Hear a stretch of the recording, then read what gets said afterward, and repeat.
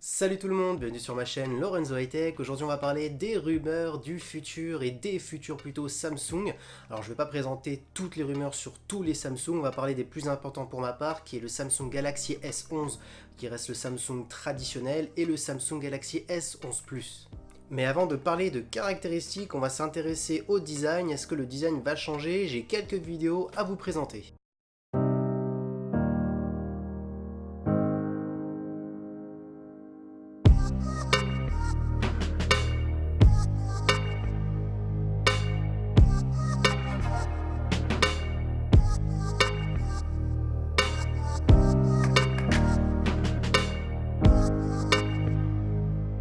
Comme vous avez pu le voir dans la vidéo, ce qui va changer en premier, ça va être l'écran, donc la face avant du Samsung Galaxy S11.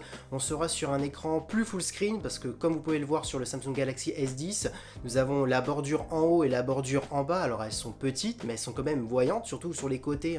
On est sur de l'incurvé, donc ce qui serait magnifique, ce serait d'avoir de l'incurvé en haut et en bas, donc dans 360 degrés on va dire.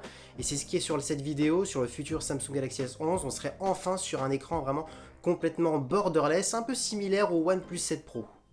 Alors ce qui est magnifique sur le OnePlus 7 Pro, alors je vais pas m'étaler sur le sujet, mais c'est notamment son écran de 90 Hz. Et là ce qu'il faut savoir, c'est que Samsung mettrait un écran de 120 Hz en termes de taux de rafraîchissement, toujours sur un écran AMOLED, donc je pense que ça va être magnifique, parce que déjà les écrans actuellement de Samsung sont super, mais là avec un taux de rafraîchissement de 120 Hz, je pense que ça va dépasser tous les smartphones. En termes d'écran, du coup, on serait sur un écran AMOLED avec une résolution Quad HD, donc c'est ce qui se fait mieux actuellement sur le marché. Parlons maintenant du dos du smartphone, est-ce qu'il va changer? Eh ben non, il n'y aurait pas énormément de changements selon les vidéos, selon les rumeurs. Il y aura juste un positionnement au niveau des capteurs qui va un petit peu changer, qui va un petit peu s'abaisser et qui sera mis horizontalement en haut du smartphone. On serait toujours sur les mêmes nombres de capteurs, toujours les mêmes nombres de pixels, à part un. Ça sera le capteur principal du Samsung Galaxy S11 qui sera sur du 108 millions de pixels. On dirait qu'ils font un peu la course avec Xiaomi et d'autres marques parce qu'en ce moment tout le monde sort des capteurs de 100 millions de pixels. À quoi ça sert? Je vais vous donner un petit exemple. Parce que souvent on se pose la question, mais pourquoi on met autant de capteurs? Pourquoi on met autant de mégapixels? Notamment pour les gens qui font de la retouche photo, qui font du recadrement. Je vous donne un exemple, vous faites une photo là actuellement sur un paysage, vous avez quelque chose que vous voulez recadrer, vous allez pouvoir zoomer sur la photo sans perte de qualité. Que si vous avez peu de mégapixels, peu de résolution, du coup vous allez avoir des petits bruits sur la photo lorsque vous allez zoomer et recadrer la photo que vous avez prise. Qui dit capteur photo, on dit aussi capteur vidéo, parce que c'est avec le même capteur qu'on va faire des vidéos, surtout que c'est le capteur principal. Qui dit 108 mégapixels, veut dire maintenant 8K. Et oui, Samsung passe à un niveau vraiment au-dessus, on va pouvoir filmer en 8K. Vous allez vous dire, bon allez, on n'a pas tous des téléviseurs 8K, on n'a pas tous la fibre optique pour lire en streaming du 8K.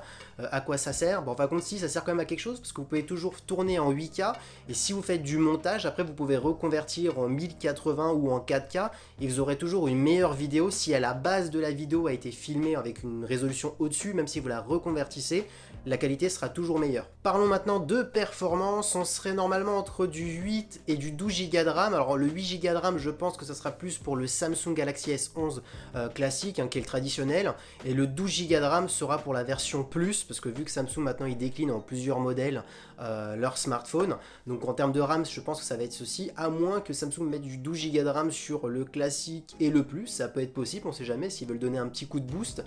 Ensuite, ça sera l'Exynos 990 en termes de processeur, parce que vous savez bien que les Snapdragon ne viennent pas en Europe pour les Samsung. Normalement, la sécurité de Samsung, qui est le capteur d'empreinte sous l'écran, va rester toujours sur ce Samsung. Il n'y aura pas de changement, il sera par contre amélioré, plus avec le nouveau processeur, plus de fluidité, donc plus de rapidité, plus avec les mises à jour qui vont être faites. Ensuite, en termes d'autonomie, on était sur du 4000 mAh sur le précédent. Normalement, on va passer sur du 5000. Donc là, on sera encore sur une meilleure autonomie. Parce qu'on sait bien que les Samsung en ce moment, ils sont plus les champions en termes d'autonomie. Et dernière petite info, ce qui est la 5G. Est-ce que ce Samsung Galaxy S11 aura la 5G? Peut-être.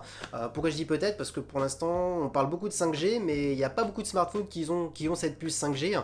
En dehors de l'Europe, oui, mais en Europe, non. Parce qu'en Europe, c'est vrai qu'on est un petit peu en retard en termes de réseau. Déjà, il y a même des endroits encore qui n'ont pas encore la 4G. Donc c'est pour ça que ça me fait rire un peu de parler de 5G. Et pour sa date de sortie, normalement ça approche, ça serait pour février 2020, donc dans quelques mois. On verra si ça va être exact ou pas, mais normalement c'est toujours dans ces ordres de date qui sortent leur nouveau Samsung. Et c'est terminé pour cette vidéo sur le futur Samsung Galaxy S11. J'espère qu'elle vous aura plu. N'hésitez pas à liker, commenter et à vous abonner, c'est le plus important. Surtout qu'il y a pas mal d'autres vidéos qui vont arriver sur cette chaîne. C'était Lorenzo High Tech.